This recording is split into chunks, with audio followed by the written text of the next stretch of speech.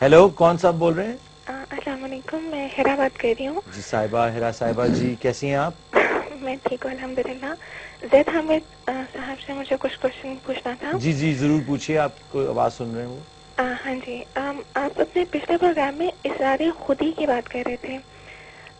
جہاں تک میرا خیال ہے، میرا اپنا ویو پوائنٹ ہے کہ خودی کے اسرار انسانی ذات میں اسی وقت افشاں ہو سکتے ہیں جب وہ شعور سے لاشعور کی جانب سفر طے کرے. مجھے انفارچونیٹلی زندگی نے ابھی تک اتنے زیادہ ماہ و سال نہیں دیے کہ میں زیادہ چیزوں کو سمجھ پاؤں، پر جتنا بھی میری سمجھ بوجھ ہے اس میں نے شعور کو ہمیشہ ایک خلا کی مانند پایا ہے. ایک ایسا خلا، ایک ایسی خلا جو انسانی نگاہوں پر دھند سی طاری کر دیتی ہے. ایک ایسی دھند جو کہ انسان کو ایک لاپتہ منزل کی جانب گھسیٹنے شروع ہو جاتی ہے.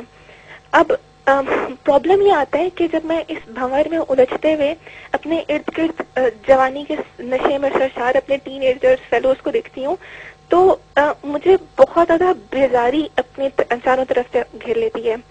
وہ بیزاری مجھے ایک صحرا میں بھٹکتے ہوئے مسافر کی جیسے مانند کر دیتی ہے. اور وہی جو شعور، وہی جو کہہ لیں کہ جو کانشیسنس، وہی جو چیزیں، وہی جو آگہی، جو مجھے چیزوں کا پتہ ہے، وہی آگہی میرے لیے ایک ہانٹنگ اور پنچنگ ڈیمن بن جاتا ہے. لائک جسٹ این ایگزامپل کہ میں کسی سے اگر آج سے 1-2 سال پہلے کریں جب میں فرسٹ ایئر میں تھی تو میں بہت زیادہ پیٹریوٹک ہوتی تھی، بہت ایکسٹریم سے لوگوں سے لڑنا، یہ وہ سب کچھ، اپنے ملک کو ڈیفائن کرنا، سب کچھ کرنا. پر جب وہی چیزیں، وہی سینسٹیوٹی جب میں نے آس پاس اپنے محسوس کرنی شروع کی تو وہی پیٹریوٹزم میری کمزوری بن گیا. وہی سینسٹیوٹی نے مجھے درد میں لے کر آنے شروع ہو گیا. مجھے تکلیف ہونے لگی جب میں کسی ایک بندے کو دیکھتی تھی، اور جب میں اپنے آپ کو، اپنی اسٹیٹ کو، سب کچھ جانتے پوچھتے بھی ہیلپ لیس پاتی تھی تو وہی میری جو سینسٹیوٹی ہے وہ میری کمزوری بن گئی. اور at the end of the day what I did کہ میں نے ایک اسکیپزم اختیار کر لیا. میں چیزوں اتنی فرسٹریشن بڑھ گئی تھی کہ میں نے پیور اسکیپزم کر لیا. میں پیور چیزوں کی طرف سے بھاگنی شروع ہو گئی ہوں. میں I don't bother to concentrate much now. I don't bother to go for sensitivity much now.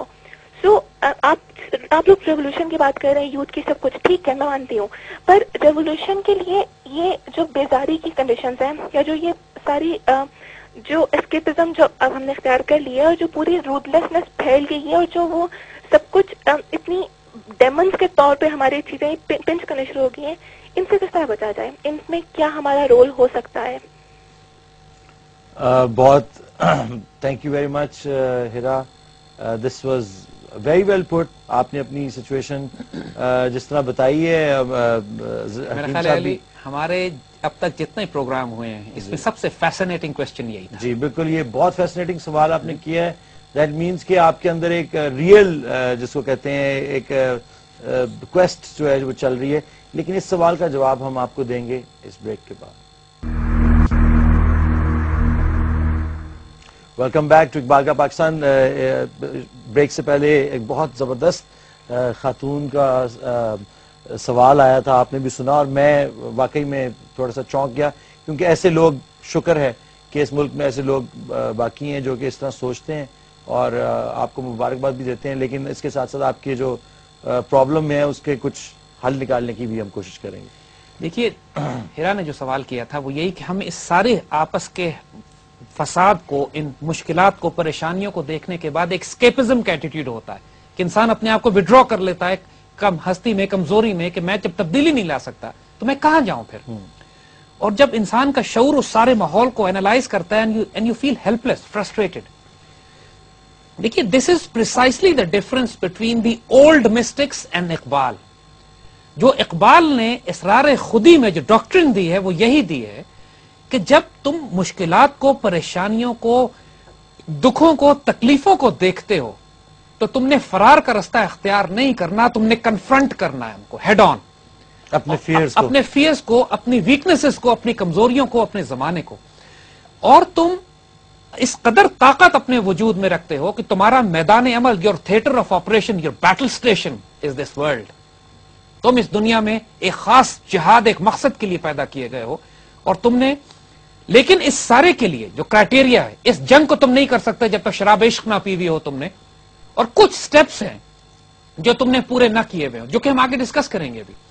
اور یہی کمال ہے اقبال کا کہ جس میں وہ کہتے ہیں کہ میرے فلسفے کو آپ پچھلے گزرے ہوئے بزرگوں سے کمپیئر نہیں کیجئے، اس لیے کہ وہ جس دور میں تھے اس دور میں یہی ضروری تھا کہ انسان دنیا سے الگ کر لے اپنے آپ کو. میں جس دور میں ہوں اس دور میں تصادم ہے، فقیر کا سفینہ طوفانی ہوگا ہمیشہ. یہ اقبال کے الفاظ ہیں. یعنی اقبال کہتے ہیں کہ میں جس تلاطم ہائے دریا سے ہے گوہر کی سیرابی، یعنی جو گوہر ایک موتی جب سمندر میں اٹھا پٹک پھینکا جاتا ہے اس کو اٹھا کے، جب وہ ٹکراتا ہے طوفانوں سے جا کے، تو تبھی اس سیپ کے اندر وہ موتی بنتا ہے. تندی ہے باد مخالف سے نہ گھبرا ہے عقاب، یہ تو چلتی ہے تجھے اونچا اڑانے کے لیے. تو جو باد مخالف ہے، جو کرائسس ہے، جو کانفلکٹس ہیں، جو آزمائشیں، امتحان ہے، ڈیسپریشن ہے، مشکلات ہیں، اقبال اس کو چیلنج سمجھ کے ایکسپٹ کرتے ہیں and he take strength from them. یہ اس کو کمزوری نہیں بناتے. اس کی وجہ سے، ان کمزوریوں کی وجہ سے، ان مشکلات کی وجہ سے اقبال ٹیکس پرائڈ، ان کو لطف آتا. بلکہ وہ کہتے ہیں مجھے تو وہ شعلہ نہیں پسند اپنے آپ کو آگ میں ڈالنے کے لیے جس شعلے میں تندی نہ ہو، تیزی نہ ہو. یعنی دھیمی سی کوئی آنکھ پیاری سی آگ جل رہی ہو تو مجھے وہ آگ بھی نہیں پسند ہے، مجھے تو وہ شعلہ بھی تیز چاہیے، اس شعلے میں بھی بغاوت ہونی چاہیے جو مجھے جلائے.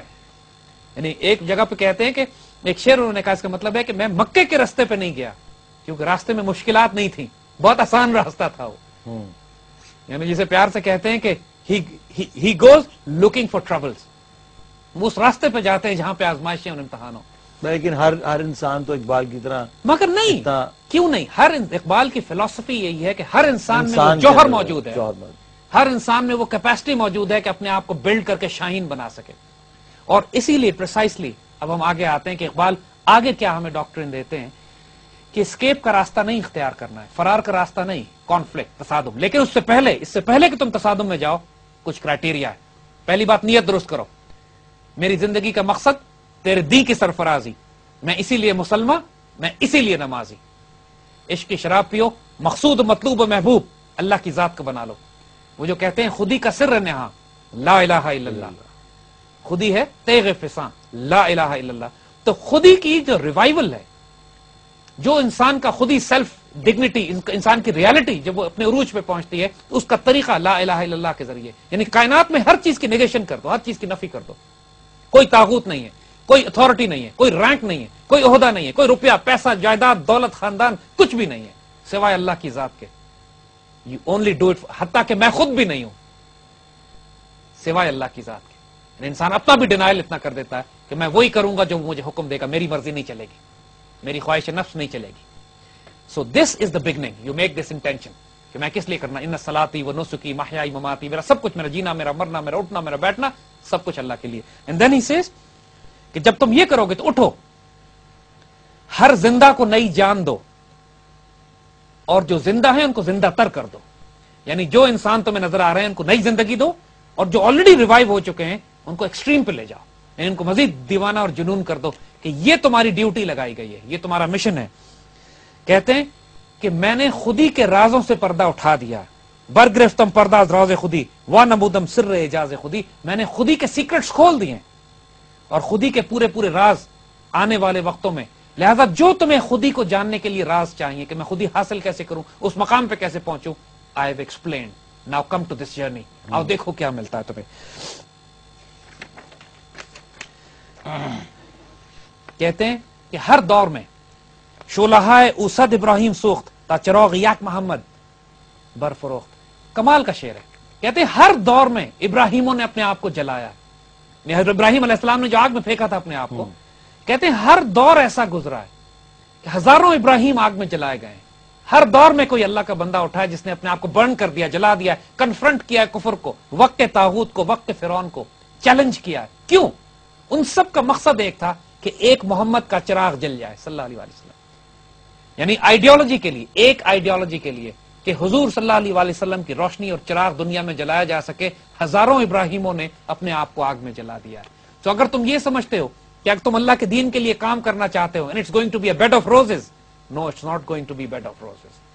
تمہیں ابراہیم کی طرح اپنے آپ کو آگ میں جلانا پڑے گا.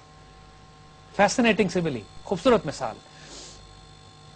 جب قطرہ خودی کا سبق ازبر کر لیتا ہے تو اپنی بے قیمت ہستی کو موتی بنا لیتا ہے. دیکھیے وہ بات ہم نے کہی تھی کہ قطرے میں اور ایک سمندر میں جو فرق ہے، کوالٹیٹیو ڈفرنس نہیں ہے، کوانٹیٹیو ڈفرنس ہے. تو وہ یہ کہہ رہے ہیں کہ جب قطرہ اپنی ریئل